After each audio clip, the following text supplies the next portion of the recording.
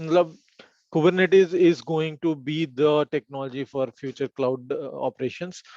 And यहाँ पे CKA exam के अंदर बेसिकली आपको क्या होता है कि ये एडमिन का एग्जाम है, कुबरनेटिस सर्टिफाइड एडमिनिस्ट्रेटर। सो एडमिन का क्या काम होता है? एडमिन का काम होता है कि भाई पूरे क्लस्टर का इंस्टॉलेशन करना, इंफ्रा उसको नोड एक्सपेंड करना है, या फिर कोई भी मतलब पूरा उसका जो एडमिनिस्ट्रेटिव टास्क है वो आपको संभालना होता है। तो इसके लिए ये पूरा मेक श्योर करते हैं कि आप हैंड्स ऑन है कुबरनेटिस टेक्नोलॉजी के ऊपर, क्लस्टर के ऊपर आपने काम किया है, आप ट्रबल शूटिंग कर सकते हो, आप नए नोड ऐड कर सकते हो, आप अपग्रेड कर सकते हो। ये सारी चीजें ये मेक श्योर करते हैं कि आपको आनी चाहिए, तभी आपको ये सर्टिफिकेशन देंगे। और इसका बहुत मार्केट में अभी वैल्यू है।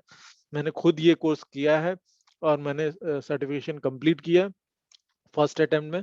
तो मेरे को पता है कि ये टेक्नोलॉजी का रिक्वायरमेंट है मार्केट में, क्योंकि मैंने जब ये टेक्नोलॉजी का सर्टिफिकेशन अपने लिंक्डइन पे डाला तो मुझे बहुत सारे रिस्पॉन्स आए। तो आई एम सुपर श्योर कि ये आपके टाइम के लिए वेस्टेज नहीं है, और आपको ये सर्टिफिकेशन के लिए जाना चाहिए, और फ्यूचर के लिए आई मीन ये बहुत रिक्वायर्ड टेक्नोलॉजी होने वाली है। तो अभी बहुत चीजें मैंने बोल दी। Let's go into the meat of the matter.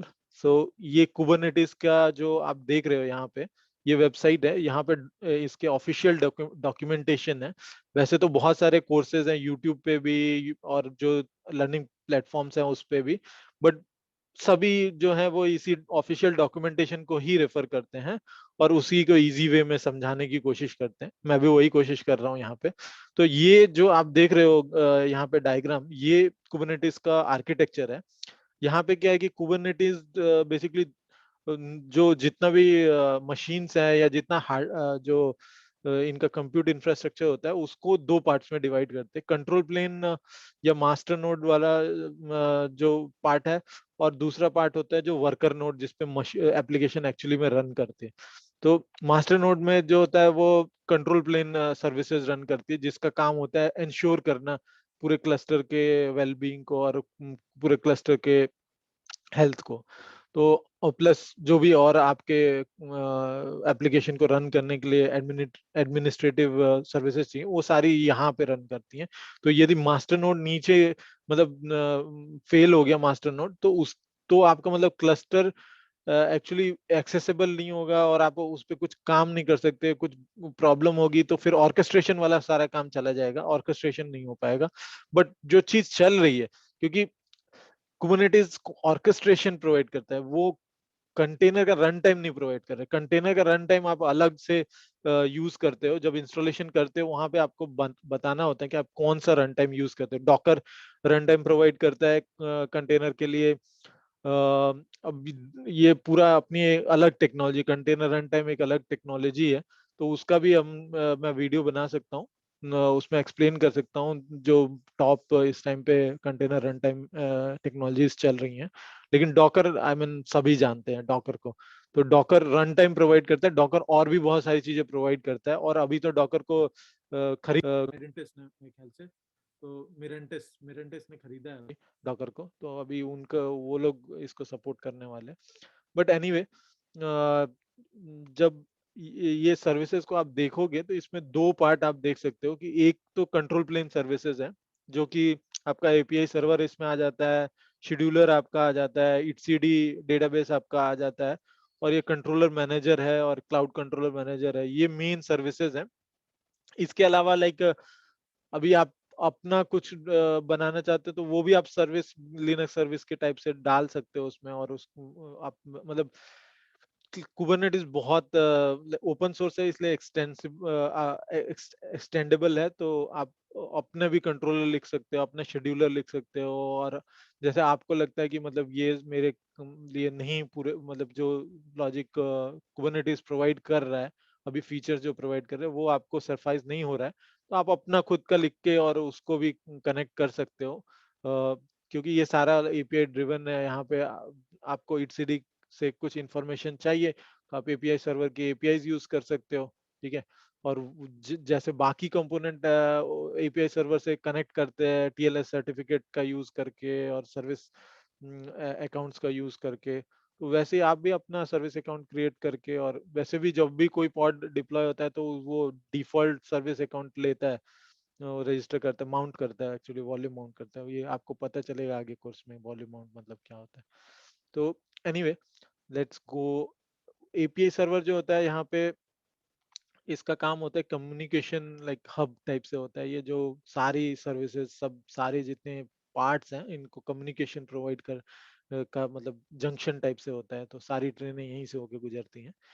तो एपीआई सर्वर जो है, ये ये एक कंपोनेंट होता है एक्चुअली जो ईटसीडी से बात करते हैं। और ईटसीडी जो है ये तो ब्रेन है भाई, ये कुबरनेटिस का ब्रेन है। यहाँ पे सारी चीजें स्टोर होती हैं। मैंने बताया था कि मेन जो काम है कुबरनेटिस का वो है ऑर्केस्ट्रेशन का, और ऑर्केस्ट्रेशन के लिए उसको पता होना चाहिए कि चल क्या रहा है। उसको पता नहीं चलेगा, क्योंकि ये ऑर्केस्ट्रेटर जो होता है वही पूरा सब चीजें देख पाता है, बाकी सब लोग सिर्फ अपना अपना देख रहे होते हैं। जो भी कंटेनर्स है वो अपना सिर्फ देख पाते हैं, उनको नहीं पता है कि वो जिस पे डिपेंडेंट है, जिस और कंटेनर से वो बात कर रहे हो, वो उसका क्या हालचाल चल रहा है। तो यही सबको देख पाता है, और वो कहाँ पे वो देख के स्टोर कर रहा है, वो ईटसीडी में स्टोर कर रहा है। और बाकी की जो सर्विसेज है ना, ये भी डिपेंडेंट है ईटसीडी के डाटा के ऊपर। बिना उसके डाटा के ये तो ब्रेन डेड हो जाएंगी सारी, किसी को कोई काम नहीं कर पाएगा। बाकी बिजनेस लॉजिक लिखा का लिखा रह जाएगा, कोई यूजलेस हो जाएगा वो। तो इसलिए इटसीडी जो है वो बहुत इंपॉर्टेंट सर्विस है भाई। ये सारी सर्विसेज ठीक है, बट ये सबसे इंपॉर्टेंट सर्विस है कुबरनेटिस की। इसमें क्या, इसलिए क्या कहते हैं कि इटसीडी का मतलब अलग से भी वो बनाते, क्लस्टर बनाते हैं कि मास्टर नोड, कई लोग मतलब मास्टर नोड में भी रखते हैं, एज अ सर्विस लॉन्च कर सकते हो आप। या फिर यदि क्यूबेडियम करके एक टूल है, उससे आप कुबरनेटिस को इंस्टॉल करते हो क्लस्टर पे, तो उसका यूज करके यदि क्रिएट कर रहे हो तो etcd आपका एक पॉड कंटेनर की तरह रन करता है। वो डिप्लॉयमेंट होता है। तो मतलब ये अलग अलग टर्म्स हैं, मैं समझाऊंगा बाद में क्या है ये। तो या तो दोनों टाइप का है। यदि आप क्यूबेडियम यूज करते हो तो ये पॉड टाइप से और कंटेनर टाइप से रन करता है। बट आप चाहो तो उसको मतलब अलग क्यूबेडियम का यूज नहीं करके और डायरेक्टली एक लिनक्स सर्विस की तरह भी इंस्टॉल करके, जो बैकग्राउंड में चलेगी, वो उस टाइप से भी आप इसको इंस्टॉल कर सकते हो। और चाहो तो इसको निकाल के मास्टर नोड से हटा के एक etcd का अलग से आप क्लस्टर क्रिएट कर सकते हो। तो 3-4 नोड का एक अलग क्लस्टर आप क्रिएट कर लो, क्योंकि मास्टर नोड में क्या होता है कि बहुत ट्रैफिक आता है, एपीआई सर्वर भी उधर रन कर रहा है, तो मे बी वो उसमें प्रॉब्लम्स हो सकते हैं। तो इसलिए क्या करते हैं लोग कि अलग से etcd का क्लस्टर क्रिएट करते हैं, और मास्टर नोड का पे बाकी सारी सर्विसेज जो है मास्टर नोड पे चलती हैं। ठीक है। तो नेक्स्ट जो सर्विस है वो है शेड्यूलर। तो शेड्यूलर में क्या होता है कि कुबरनेटिस के में ने काफी सारा लॉजिक प्रोवाइड किया है कि आपको नोड, मतलब आपका कंटेनर जो है वो, आप कई सारी कंडीशंस यूज कर सकते हो उस पे कि ये मेरा कंटेनर जो है इस टाइप के नोड के ऊपर ही इंस्टॉल होगा। आप अपने नोड्स पे लेबल लगा सकते हो, और फिर उसका उसका यूज करके आप मतलब पूरा, ये तो एक सेक्शन ही है सीके में जहाँ पे आप शेड्यूलिंग के बारे में सीखते हो, कैसे शेड्यूलिंग करते हैं। और कई लोग अपना शेड्यूलर भी लिखते हैं। हम मैं जिस कंपनी में काम करता हूँ वहां पे भी उन्होंने अपना शेड्यूलर लिखा है, क्योंकि कुबरनेटिस वाले शेड्यूलर से हमारा काम नहीं हो पाता है। हमारे और भी अपने रिक्वायरमेंट्स हैं, तो उसकी वजह से हमने अपना शेड्यूलर लिखा है। तो एनीवे इसका जो मेन लॉजिक होता है वो होता है कि कहाँ पे आपके कंटेनर को रन करना है, वो जगह फाइंड करने के लिए वो जितने भी लॉजिक है, आपने जो क्राइटेरिया प्रोवाइड किए हैं, अभी जो स्टेटस चल रहा है जो वर्कर नोड में क्या रिसोर्सेज हैं किस नोड पे, ये वो सारी चीजें लेके, मतलब काइंड ऑफ ये रिजर्वेशन इंजन टाइप से है, जो आपको रिजर्वेशन प्रोवाइड करेगा कि कौन सी बोगी में जाके आपको बैठना है करके। तो ये कनेक्ट करता है एपीआई सर्वर से, क्योंकि इसको भी इंफॉर्मेशन चाहिए होती है ना इट्स क्लस्टर के बारे में, वो etcd से आएगी। तो एपीआई सर्वर से बात तो करनी पड़ेगी। फिर दूसरा है कंट्रोलर मैनेजर। तो कंट्रोलर मैनेजर में बेसिकली क्या होता है कि अभी कुबरनेटिस मैंने बताया कि मतलब सुन कुबरनेटिस को सब चीज पता होना चाहिए कि क्या चल रहा है क्लस्टर में। तो अभी पता चलने के लिए कोई कोई सर्विस को जाके पता करना, पूछना पड़ता है ना भाई क्या चल रहा है करके। वो सर्विसेज जो होती हैं उनको बोलते हैं कंट्रोलर। अब कंट्रोलर अलग अलग अलग टाइप के होते हैं। एक नोड कंट्रोलर होता है जो नोड के बारे में इंफॉर्मेशन ले आता है। फिर मतलब वो एक तरह से लूप टाइप से होता है जो चलता रहता है, एक डीमन सर्विस पीछे चलती, इस पे मतलब कंट्रोलर जो होता है एक डीमन सर्विस टाइप से होता है जो चलती रहती है और देखती रहती है, वो जो जो भी उसका काम है वो पर्टिकुलर चीज वो चेक करती रहती है। तो मतलब एक रेप्लिका सेट सेट करके एक ऑब्जेक्ट होता है, तो उसके लिए भी कंट्रोलर होता है। तो वो सिर्फ वही चीज देखेगा कि पूरे क्लस्टर में रेप्लिका सेट को मेक श्योर करेगा कि वो सारे रेप्लिका सेट सही से चल रहे, जो उनका डिफाइंड है उस हिसाब से चल रहे कि नहीं चल रहे। फिर उसी टाइप से और भी कंट्रोलर्स होते हैं, और ये सारे कंट्रोलर को मैनेज करने का जो काम होता है वो कंट्रोलर मैनेजर का होता है। और आप चाहो तो अपना भी कंट्रोलर लिख सकते हैं, ठीक है। और फिर उसी तरह से ये नया एक कंपोनेंट आया क्लाउड कंट्रोल मैनेजर। तो इसका मेन काम है कि मतलब ये क्लाउड प्रोवाइडर की जो एपीआईज है उसको प्रोवाइड करता है कुबरनेटिस को, ताकि अभी मैंने बताया कि सारे पब्लिक क्लाउड ओनर भी जो है कुबरनेटिस टेक्नोलॉजी की ओर ही जा रहे हैं। तो उनके अपने बहुत सारे सर्विसेज हैं। अब कुबरनेटिस हर चीज नहीं प्रोवाइड करता, मैंने बोला कि ये कंटेनर ऑर्केस्ट्रेशन प्रोवाइड करता है। तो और भी बहुत सारी सर्विसेज होती हैं, लोड बैलेंसर है, फिर डेटाबेस सर्विसेज है, और भी बहुत सारी चीजें हैं जो कि मतलब ऑलरेडी डेवलप्ड हैं। पब्लिक क्लाउड वाले जो बंदे हैं उन्होंने बना रखा है उसको। तो why Kubernetes should go and develop everything by itself. तो इसलिए उन्होंने ये एक्सटेंडर टाइप से प्रोवाइड किया है, तो आप क्लाउड प्रोवाइडर की एपीआईज को यूज करके और वो सारी सर्विसेज को यूज कर सकते हैं अपने क्लस्टर के अंदर। तो और फिर ये जो वर्कर नोड है, ये हर वर्कर नोड पे ये दो दो सर्विसेज रन करती हैं, एजेंट्स एजेंट्स टाइप से हैं कुबरनेटिस के, क्यूबलेट और ये के प्रॉक्सी और क्यू प्रॉक्सी। अभी ये ऐसा नहीं कि वर्कर नोड पे ही ये रन करते हैं, ये मास्टर नोड पे भी रन करते हैं, ये हर जगह रन करते हैं। क्योंकि मास्टर नोड पे भी पॉड तो रन करता ही है, तो उसको वो भी काइंड ऑफ मतलब ऐसे मास्टर नोड भी वर्कर नोड की तरह काम कर सकता है, उस पे भी आप अपने पॉड रन कर सकते हैं। नॉर्मली ऐसा नहीं करते हैं, और उस उसके लिए और भी मैकेनिज्म है, लाइक टेंट कर देते हैं वो कि वहां ऑटोमेटिकली तो कुछ शेड्यूल ही नहीं होगा। बट मैंने बताया कि जब क्यूबीएडीएम से आप डिप्लॉयमेंट करते हो कुबरनेटिस का, तो ये सारी सर्विसेज भी तो पॉड की तरह रन करते हैं। तो पॉड की तरह रन कर रहे हैं, तो क्यूबलेट तो होगा तभी तो रन कर रहे हैं ना। तो मैं 100% मास्टर नोड पे भी क्यूबलेट होता है और क्यूप्रॉक्सी होता है, और वो भी एक नोड ही है जो और वो भी वैसे ही ऑपरेट करता है। बस ये है कि वहां पे जो आपके कंट्रोलर सर्विसेज है वो रन कर रही होती है, इसलिए आप मास्टर नोड उसको बोलते हो। अब ये क्यूबलेट का क्या काम है, क्यूबलेट काइंड ऑफ एजेंट है। तो जो भी आपके कंट्रोल प्लेन सर्विसेज कर रही है वो एक्चुअली क्यूबलेट के थ्रू कर रही है, ठीक है। अब क्यूबलेट जो है वो इंटरफेस होता है कुबरनेटिस का कंटेनर रन टाइम के साथ। और कंटेनर का जो भी इंफॉर्मेशन होता है वो पूरा क्यूबलेट के थ्रू ही, मतलब कंटेनर्स तो भाई क्यूबलेट को ही जानते हैं, वो पीछे की जो सर्विसेज है वो क्यूबलेट जानता है।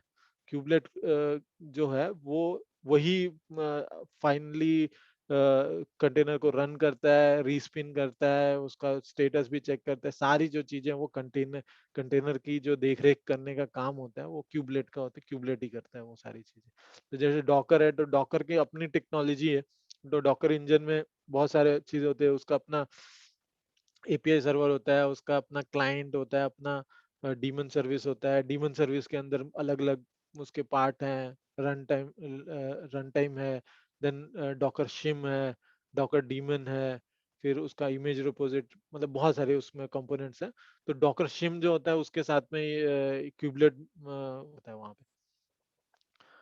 सो एंड क्यू प्रॉक्सी जो है यहाँ पे, ये क्यू प्रॉक्सी का काम होता है पूरे कंटेनर वाइड, सॉरी, ये पूरे क्लस्टर वाइड नेटवर्क प्रोवाइड करना। अभी कंटेनर क्या होता है कि वो एफिमरल होते हैं, मतलब वो कभी भी मतलब वो चले जाएंगे।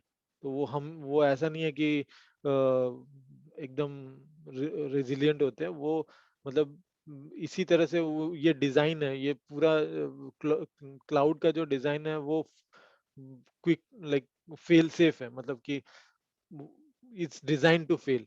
ओके, उसका मतलब ये होता है कि हमको पता है कि भाई हमारे हार्डवेयर किसी काम के उतने मतलब रिलायबल नहीं है, तो वो फेल होंगे। तो हम टेक्नोलॉजी हमने ऐसे ये सोच के बनाई है कि फेल होने पे क्या करना है करके, और कैसे कितना जल्दी हमको इसको रीस्पिन करके दोबारा से चला देना है। तो इस तो कंटेनर्स ये मान के बनाए गए हैं कि ये फेल होंगे और इनको दोबारा रन करना पड़ सकता है दूसरी जगह पे तुरंत। तो इसके लिए क्या होता है कि जो उसका आईपी होता है, कंटेनर का जो आईपी होता है, उसका कुछ खास मीनिंग नहीं होता, क्योंकि वो दोबारा रिक्रिएट करना पड़ जाएगा। तो वो ऐसे कोई स्टैटिक एड्रेस नहीं है जिससे कि तो आप अपने एप्लीकेशन को एक्सेस कर सको। तो उसके लिए कुबरनेटिस में लाइक सर्विसेज का कॉन्सेप्ट आता है, जो एक्चुअली में कोई ऑब्जेक्ट नहीं है, कुछ ऐसी चीज सर्विस, ऐसा कुछ वो नहीं होता है जो रिसोर्स ले रहा है और रन कर रहा है। वो काइंड ऑफ एंट्री होती है, ठीक है। और ये क्यू प्रॉक्सी जो होता है, इसका काम होता है कि वो जितने भी मतलब सर्विसेज हैं आपके, वो पूरे क्लस्टर में अवेलेबल हो। तो क्लस्टर वाइड पूरा नेटवर्क ये प्रोवाइड करता है, ताकि कहीं से भी अभी वो कंटेनर यदि ये नोड 1 से निकल के नोड 2 पे चला गया, तो अब वहां पे उसको ये नहीं लगे कि ये नहीं पता चले कि यहाँ तो सर्विस मेरे को अवेलेबल ही नहीं है। तो वो मतलब कम्युनिकेशन उसका पूरे क्लस्टर में कहीं पे भी प्रॉब्लम ना आए, उसकी जो रिस्पॉन्सिबिलिटी होती है ये क्यू प्रॉक्सी की होती है। और एक डीएनएस सर्विस भी होती है, वो यहाँ पे इसमें दिखाया नहीं है उन्होंने, बट वो भी बहुत इंपॉर्टेंट सर्विस होती है। तो ये सारे मेन सर्विसेज हैं। और ये क्यू सीके एग्जाम में मतलब आपको एक एक सर्विस के बारे में आपको क्वेश्चंस आते हैं, और आपको टास्क दिए जाते हैं। जैसे कि etcd है तो इसका बैकअप लेने के लिए आपको बोलेंगे, तो etcd का बैकअप लेना यानी क्लस्टर का ही बैकअप लेना हो गया। तो क्लस्टर का बैकअप लेने के लिए आपको बोलेंगे, फिर आपको डिप्लॉयमेंट वगैरह करने के लिए बोलेंगे। उसमें डिप्लॉयमेंट फाइल में कुछ मिस्टेक है वो आपको चेक चेक करनी होगी। तो आपको पता होना चाहिए कि डिप्लॉयमेंट फाइल कैसे लिखते हैं, यामल फाइल फॉर्मेट क्या होता है, ये सारी चीज़ आपको पता होनी चाहिए।